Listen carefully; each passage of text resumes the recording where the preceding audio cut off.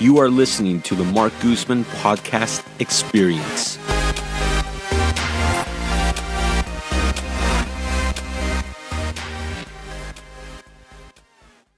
So next topic is preparing the property for the next downturn. So we were just talking about the mentality of some sellers. Now, how do you prepare your property for the next downturn as an investor? And one thing I like to tell people is when you buy an investment property, you can't, I see so many people make the mistake of treating it as if it's something in the stock market or some other type of investment where you can just kind of put it off to the side, not pay attention to it, and you're just going to make money coming from it. But the reality is, as a property owner and investor, you are involved, even if you have a professional management company, because the management company has to report back to you, get your approval on a wide range of different things. Now, you could automate it in a way by hiring an asset manager, which is a little bit different than a property manager. But then you should also understand how to properly run your own property and your own business, because that's how you can also judge the property manager and the asset manager to make sure they're doing a good job. So Brian, what are ways that people can prepare their investment property for the next downturn?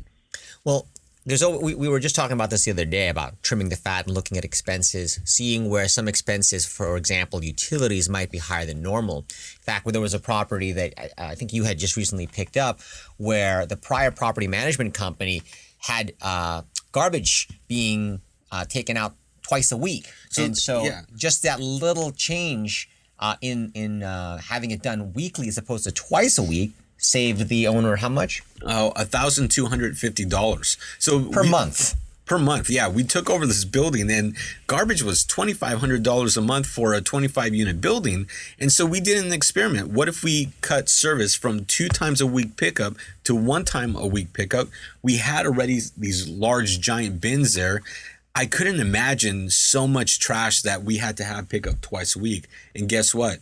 We are okay on once a week pickup, and we save the owner $1,250 per month, which added up to quite a bit of money for the entire year, which, depending on when you're ready to sell, adds a lot of equity to your property. Yeah. And again, in speaking to things that you could do in preparation for the downturn, it really depends on your individual perspective. If you're a single family home buyer and it's your primary residence, my advice to the client is always only get into a mortgage payment that you can afford when the prices of homes begin to go down. Because at the same time that the prices of homes might be going down, if you don't have to sell your house, then guess what? It's going to be an unrealized loss. So it's really important if you're planning to sell your home, say in the next 2 years or 3 years, then you might not get the highest price for the property.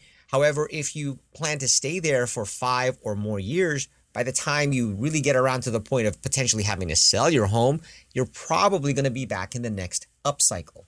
So, or if you're an investor, a lot of times, something I always point out to all of the investors is that when you're looking at the cap rates, so long as that you're doing your increases of rent regularly, and that's annually, and you're taking them to whatever amount that you can take them to, whether it's 3% in a rent control area or as much as 10% in non-rent control areas, you're increasing your cap rate successively year after year, right? You've heard me speak about this before, where you start out at a 5.5 or a 6 cap when you buy a property, and you can predict based upon just regular rental increases, not big, swinging for the fences rental increases, that you're steadily bringing your cap rate from a 6 to a 7 to an 8 to a 9.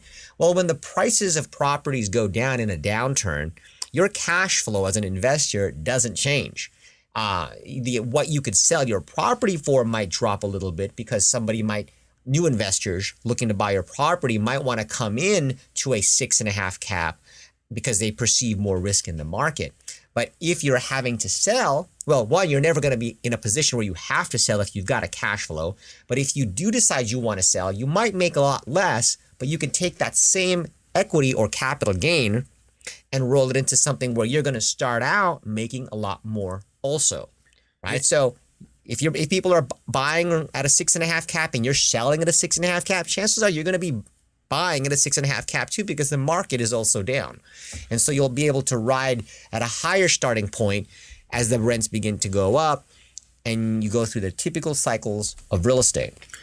And I think it's very important to finish off here and say that when the economy goes against your favor, and and what typically happens with investment property is you may see your own income revenue drop, and that's where you have to focus on trimming excess expenses. Now, when the economy is great, what you also want to do is focus on upgrading your building. Take your building from a C class to B class, or whatever you can do to improve the desirability, because when tenants are looking for property, they're going to be looking for the nicer properties if they have the upper hand and the advantage. So when the economy is great and in your favor, do the upgrades, do what you need to do and should be doing to your building to bring it up so that during a downturn, you still remain a desirable location for tenants.